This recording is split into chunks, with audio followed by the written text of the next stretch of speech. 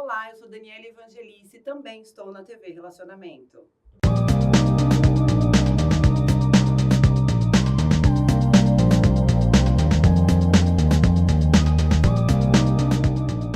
Olá, internautas! Iniciamos mais um programa Gestão Executiva e temos aí como convidado um profissional de primeira linha e um amigo de longa data, que é o Yatir Seskin. Yatir, muito obrigado aí. Prazer revê-lo aí sempre. Eu que agradeço pelo convite, Kendi. Beleza. Meu amigo, de longa data mesmo. Vamos pensar o seguinte: em que momento da sua vida você achou que ia entrar aí no mercado de telecomunicações e também aí de mundo da televisão, mundo da comunicação? Bem, essa história já começa na escolha do ensino técnico profissionalizante. Ok, em vez do colegial normal, em vez do colegial normal, existia um bichinho da engenharia na veia, né? Perfeito. Só que as condições financeiras na minha casa eram muito difíceis, né? Meu pai ficou doente muito cedo, morreu com 42 anos, então isso foi um caso complexo, tanto que eu prestei nas escolas técnicas da época, profissionalizantes, que era a GV e a Federal. Né? Isso. E não passei nenhuma das duas. Certo. Não tive preparação nenhuma, tal. Mas, para não perder tempo, eu me matriculei no Colégio São Judas Tadeu, aí na Moca, né? E na época existia uma promessa de um super colegial. O professor Cristiano Mesquita, na época, criou o super colegial, que na verdade era o colegial normal, certo, o curso técnico e mais um cursinho junto. Né? Você entrava de manhã e saía quase de noite, todo dia. Okay. Mas foi excelente. Né? Eu dava aula de violão durante a tarde, né? Que bacana. As tardes que eu tinha de folga, né? E trabalhava numa pizzaria embrulhando pizza, fazendo molho nos finais de semana. Okay. Para conseguir pagar o colégio, sim, ajudar exato. minha mãe a pagar o colégio. Sim. Essa é a verdade. Minha mãe era profissional do SESI, também técnica do SESI. E foi assim. Né? A partir do término do curso, né, você já entra... Você quer entrar no mercado, mas está totalmente despreparado. Nesse momento, eu fui chamado no Exército, né? Fiz toda... E prestei serviço militar. Né? Na verdade, eu fiz a inscrição no CPOR, eu podia ter feito o CPOR, certo, mas na época eu não fui aprovado no exame físico, né? Entendi. De educação física mesmo. Certo. Fisicamente sim, mas a educação física me certo. reprovaram e eu acabei indo para o quartel comum, quartel normal. Bacana. Nesse quartel normal fiz alguns trabalhos na companhia de comando da 2ª Região Militar, né? Fiz alguns trabalhos aí na Ibirapuera, né? Ibirapuera, exatamente. Naquele complexo certo, aí, tinha um campinho de futebol ali. Sim, sim. Não sei se você lembra. Eu lembro que eu também atendi isso, eu lembro desse detalhe. A Telesp ficava ali do lado. Exato. Né? Exato. Então, naquele lugar, eu acabei fazendo algumas manutenções de rádio, mesmo no Exército. Que bacana. Né? E fui colocando algumas coisas em prática. Aprendeu a comer de tudo, né? Aprendi a comer de tudo.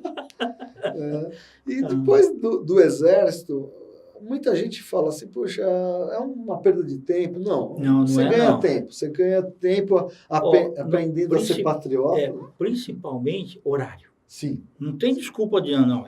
Horário é sagrado. É verdade. Né? É verdade. Isso é muito bacana. Exato.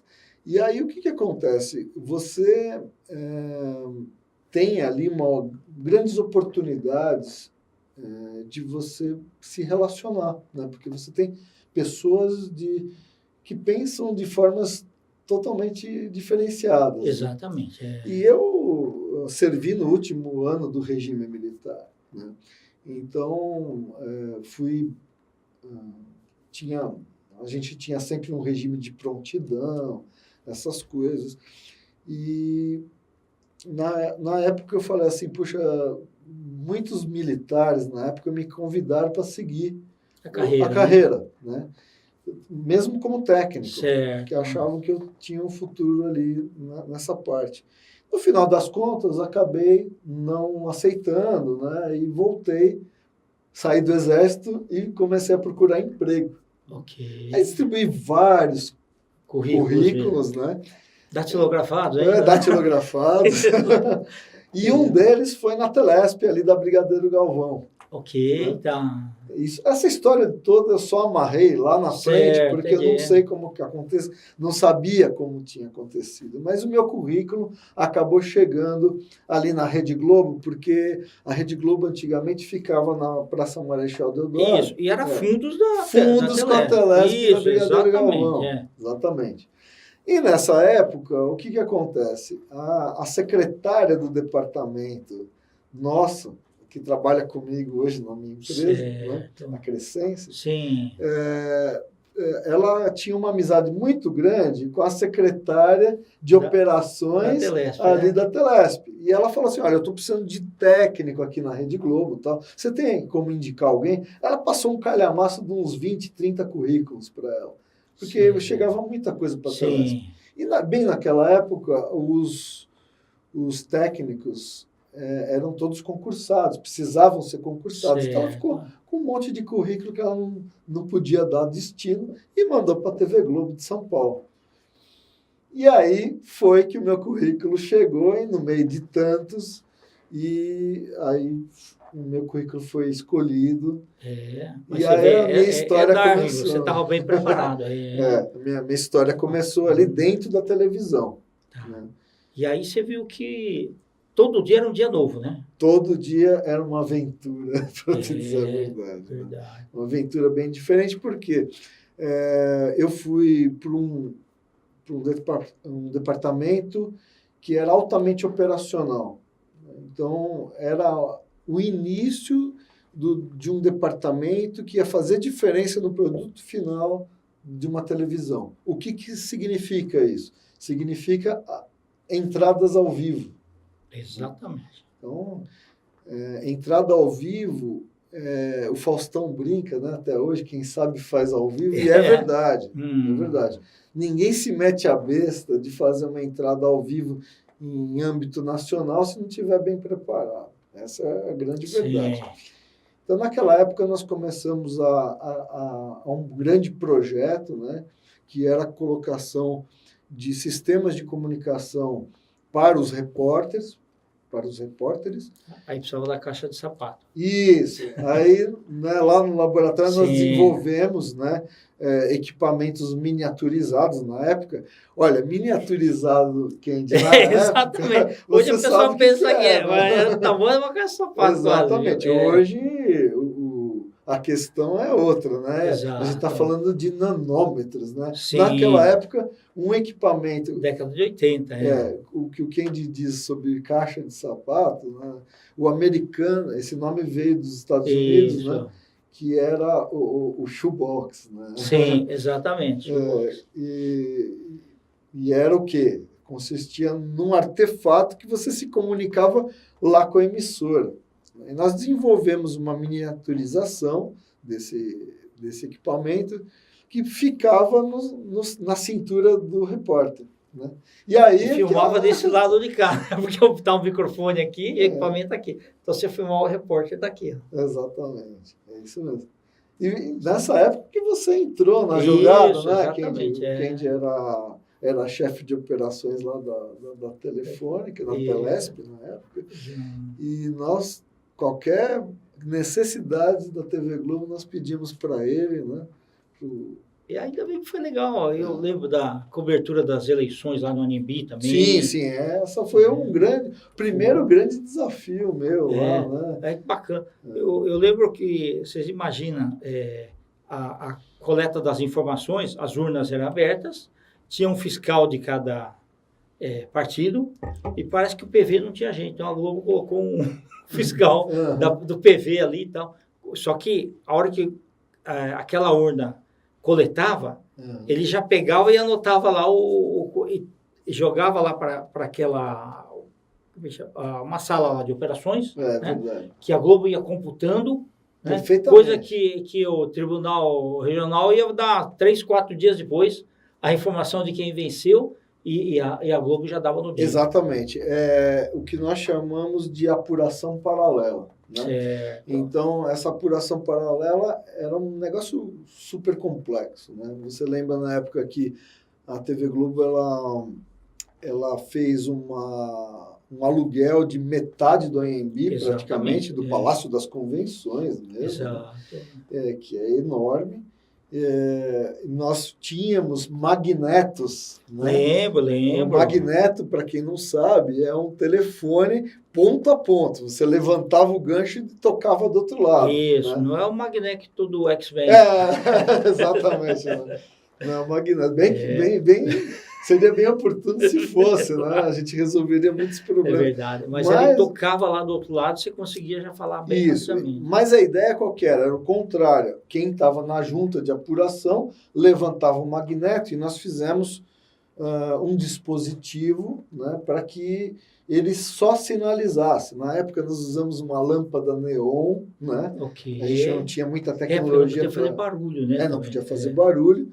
E nós fizemos várias cabines, acho que mais de 200 na época, ponto a ponto, com as várias juntas apuradoras, né, de ponto a ponto, e cada um, assim que tirava do gancho, começava a fazer a pré-apuração.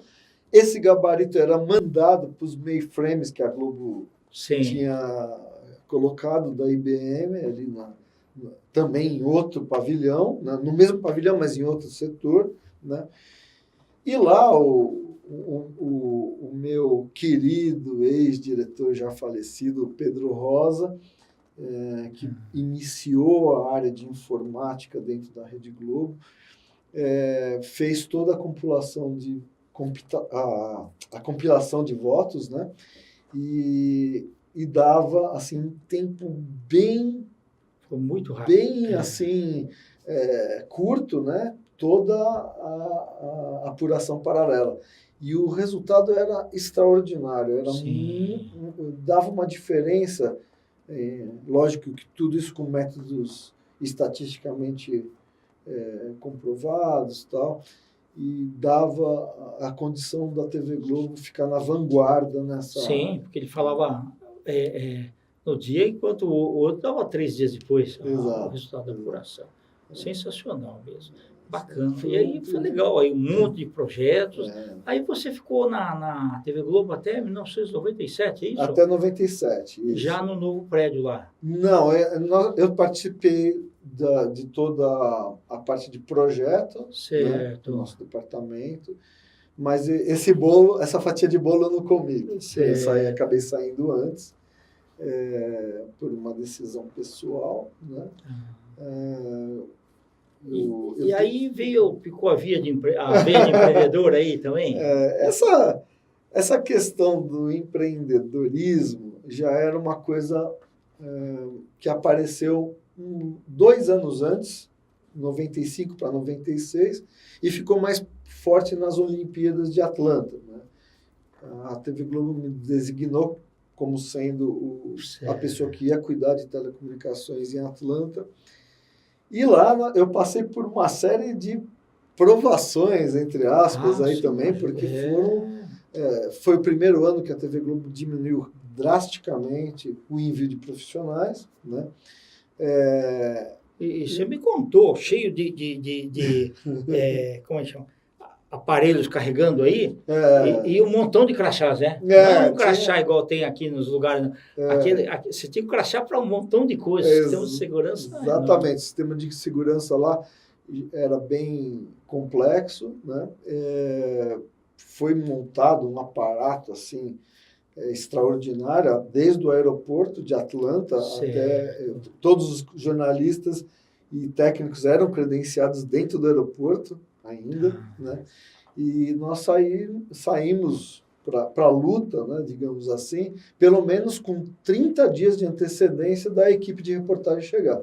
Então, nós começamos a montagem gradual, né? Tínhamos contratos firmados com a AT&T na época, para instalação de rede e tal. Mas, veja bem, mesmo lá existia um atraso danado em termos de serviço. Porque o americano, ele gosta muito de ser eficiente e tudo mais, mas a questão do serviço lá naquela época era complicada, né? E eu vi o meu cronograma ficar estreito, né?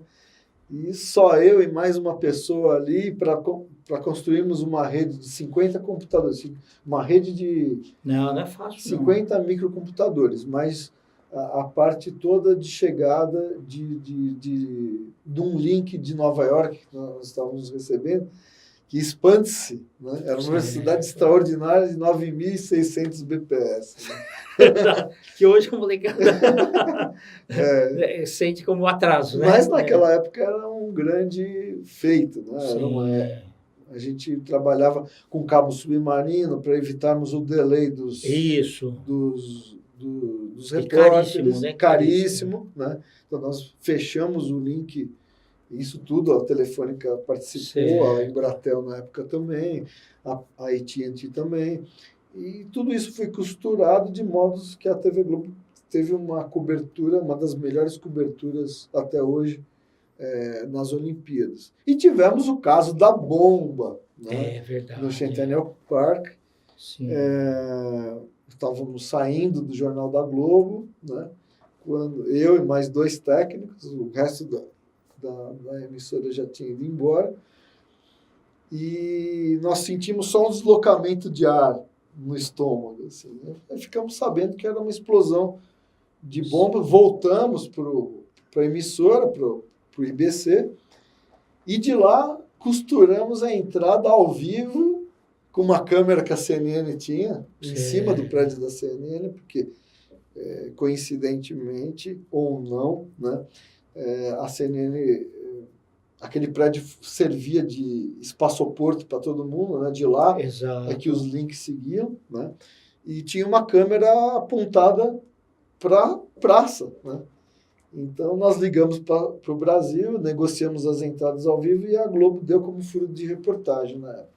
Interessante isso. E a partir daí fiquei uma semana sem poder ir para o hotel, porque era FBI, CIA, cercando, vendo se conseguia chegar nos culpados, pessoas morreram nesse incidente. E 3 meses depois, quando eu cheguei em São Paulo de volta, eu tomei a decisão de montar uma empresa e seguir por conta própria. Bacana. Legal. E aí você conseguiu negociar contratos com a própria Globo também? Como eu saí de uma forma amigável, super amigável, né? Eu mesmo propus continuar com vários projetos, né? Inclusive a parte de ponto eletrônico para os jornalistas nós desenvolvemos tecnicamente e hoje é o nosso carro-chefe da nossa empresa. Ainda né? Embora tenhamos outras atividades. Mas dessa forma nós alinhavamos aí a construção da nossa empresa e hoje a gente ainda possui 5, 6 contratos aí com a Rede Globo. Bacana. Tua empresa já está com quase 20 anos. 22 anos. 22 anos. Parabéns, viu? Olha, não é fácil o empreendedorismo no Brasil. Né? Obrigado. E a gente vê que tudo é Darwin. Sim. Tá? Se a gente for comparar aquilo que você começou a falar no começo, os estudantes das escolas que fizeram a GV ou a Escola Técnica Federal, grande parte não chegou ao que você chegou. Darwin. É isso. Eu acho que você tem razão, Kendi. Você aliar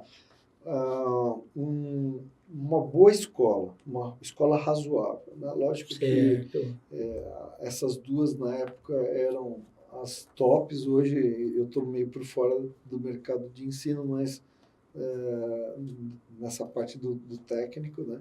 Meus filhos hoje fazem outras coisas. Uma estuda medicina e outra está na GV, mas na Fundação Getúlio Vargas. Bacana. Mas na época, o Colégio São Judas Tadeu, ele era um colégio voltado justamente para trazer o melhor do ensino técnico para E hoje ele está muito particular. está gigante. Hoje O Grupo Ânima comprou a universidade. Isso, né? e Agora, tá eu não sei se expandindo o colégio me parece que ainda é da família Mesquita, eu não sei. Entendi. Me parece que é. Mas foi um grande projeto. E eu devo bastante a esse ensino técnico lá. E o que me deu base. Que dá depois, base, né? Exatamente. Depois vai caminhando para para depois as próprias fazemos pernas. o nível universitário, né? Certo. Eu acabei fazendo tecnologia. Bacana. E depois eu fiz economia. Né? Tá certo. Porque tem que guardar dinheiro também. Né? Mas eu acho que essa diversificação, né, numa parte exata para a formação de base, e depois a parte de humanas, né, a parte mais especificamente da área econômica, para mim trouxe uma visão muito grande em termos de gestão. Ok, bacana. E isso aí também serviu para preencher mais um quadradinho da história que a gente contou agora. E mesmo assim, os teus técnicos têm que ficar estudando o que tem de melhor, o que está acontecendo, para poder atender bem. Né? Hoje, para você ter uma ideia, a minha empresa, Sistec, ela é uma líder de um grupo. Né? Hoje nós contamos com a Sonatec, que é uma unidade industrial nossa, que fabrica equipamentos de comunicação para cabines blindadas, você deve ter visto em metrôs, etc. Exato. Né? Temos um centro auditivo, o Centro Auditivo Ouçabem, né, que fica aqui no Tatuapé. Cuidamos da saúde auditiva das pessoas, quer dizer, tudo ligado à área de telecomunicações. Bacana. E a Sistec, hoje, ela se divide em dois grandes braços. A parte de broadcast, que é ponto eletrônico de ponta. Né? Nós temos um desenvolvimento de um equipamento totalmente nacional.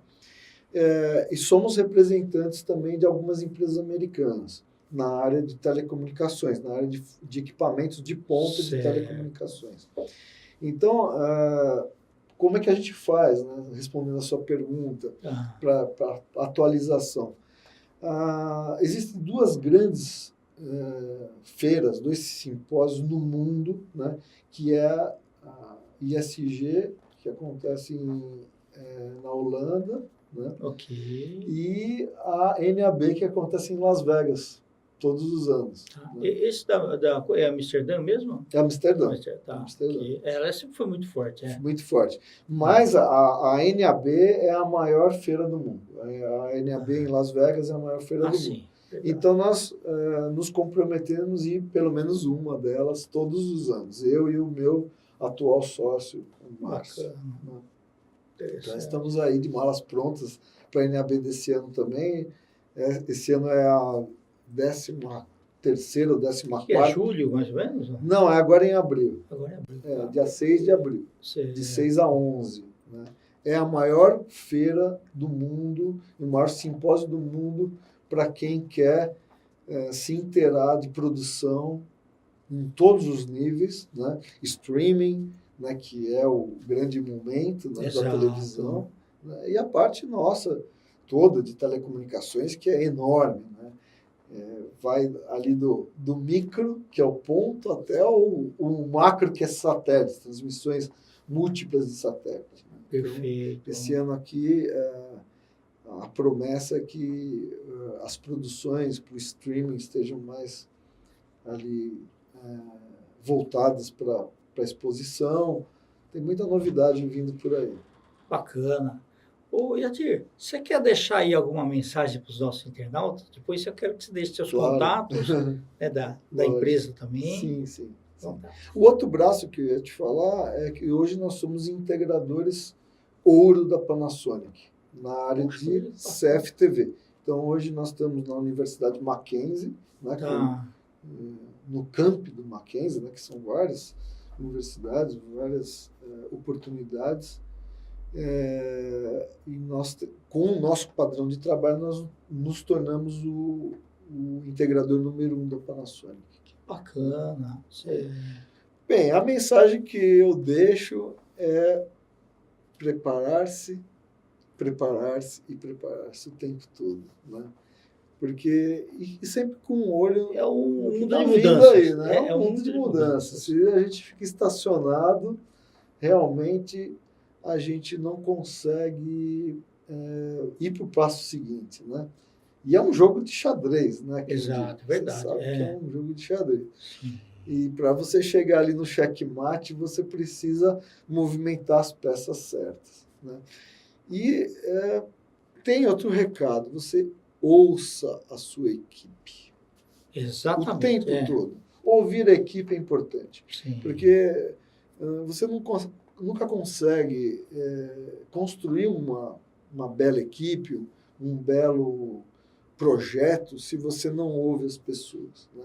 Então, assim, ter um canal multidirecional, né, de comunicação entre os seus empregados, entre aspas, porque eu prefiro chamar de equipe, né? Perfeito.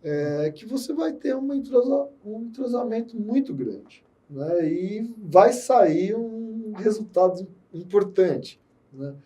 Então, assim, preparação, comunicação, espírito empreendedor, que é essencial, e a capacidade altíssima de correr riscos. Porque hoje você faz aí um investimento a curto prazo. Eu vou lembrar a vocês, internautas, uma coisa. O investimento a curto prazo nunca é um investimento bem feito. O casamento é um investimento a longo prazo. Exato, é verdade. Filhos são um investimento a longo prazo. Instrução também, educação. Instrução também. Exato. E principalmente o empreendedorismo. Se você pensar no curto prazo, quero arrebentar de ganhar dinheiro no primeiro ano. Nem se arrisca a empreender, não vai dar certo. Não vai. Eu falo a não ser que você seja um sortudo aí. Eu falo pro pessoal o seguinte, quando você é funcionário de uma empresa, você sabe exatamente quanto você vai ganhar. Quando você vira empreendedor, você sabe que você vai gastar. Exato. Essa aqui é a grande diferença aí. Às vezes não sabe muito. Às vezes não sabe muito. É verdade. E leva sustos. Tá bom. Quer deixar o telefone da tua empresa? Com muito prazer. A nossa empresa, ela fica aqui no Tatuapé, na rua do Tatuapé 388, 390-396. E os telefones são 2090-3551. Temos também o nosso site, o www.sistec-telecom, traço é um hífen mesmo, telecom com M no fim.com.br. Perfeito. Yatir, muito obrigado, viu? Kendi, obrigado pela oportunidade e disponha sempre da gente. Imagina, foi um papo bem agradável. Muito obrigado. Internautas, então com os agradecimentos a esse grande profissional, Yatir Siscon, nós finalizamos mais um Gestão Executiva. Um grande abraço e até a próxima.